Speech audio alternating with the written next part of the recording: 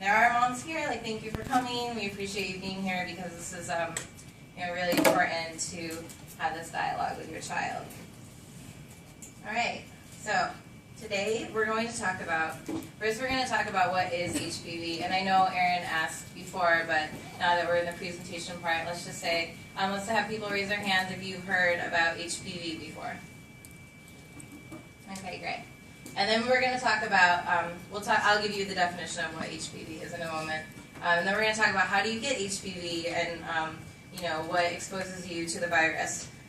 We're going to then discuss what happens when you get it, and then how do you prevent it, and then getting vaccinated for HPV, which will is part of the prevention of HPV. So we'll discuss all those things and hopefully answer any questions that you guys have. So, what is HPV? HPV is the human papillomavirus. It is the most common sexually transmitted infection. About 80% of the population will get HPV at some point in their lifetime. So that's a pretty large amount of people. And more than likely, you or someone you know will contract HPV, some form of it, at some time in your life. The primary cause of cervical cancer is HPV, and that's why it's a pretty serious virus that we need to know more about and make sure that we're well aware of our risk factors of getting HPV, because it can lead to cervical cancer if it's not treated or caught early. And it is, in fact, it's passed from one person to another through sexual contact. It's also passed through skin-to-skin contact. And then women who begin having sex at an early age or who have a lot of sexual partners are more at risk to getting HPV, and they're more likely to get a cervical cancer infection if their HPV isn't detected at an early phase. And so it is caused by a virus, so it's not curable.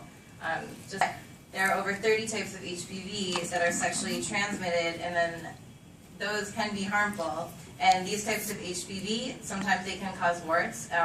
It can cause warts on your vagina, on your penis, on your anus, on your thighs, even your mouth if you're exposed to them. Other types can lead to precancerous lesions in the cervix, anus, mouth, and other areas of your body where you're exposed to the HPV infection. So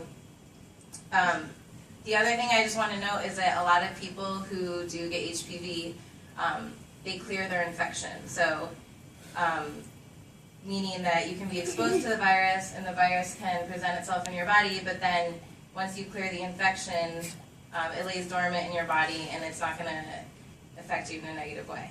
What does dormant mean? Dormant means that the virus isn't active, so it's not like replicating. And no symptoms? Right, you have no symptoms. It's asymptomatic, which means no symptoms, and it's not doing any harm to your body, like causing precancerous cells or anything like that. So, and a lot of people do clear, because you're young and you're healthy and your immune system's strong when you're this age, you can clear those infections and live a healthy life. So, some things that will make could have been shown to make HPV worse if you are infected with it is if you live an unhealthy lifestyle. For instance, women who smoke cigarettes, if they are exposed to HPV, a lot of times they have a harder time clearing the infection than women who don't smoke cigarettes, because cigarettes are bad for your immune system and they're really unhealthy. So that's one example. And anytime you're really sick or your body goes through a really bad illness, it might put you more at risk for not being able to clear your HPV infection. But for most people, when you're young and you're healthy, you can clear your HPV infection.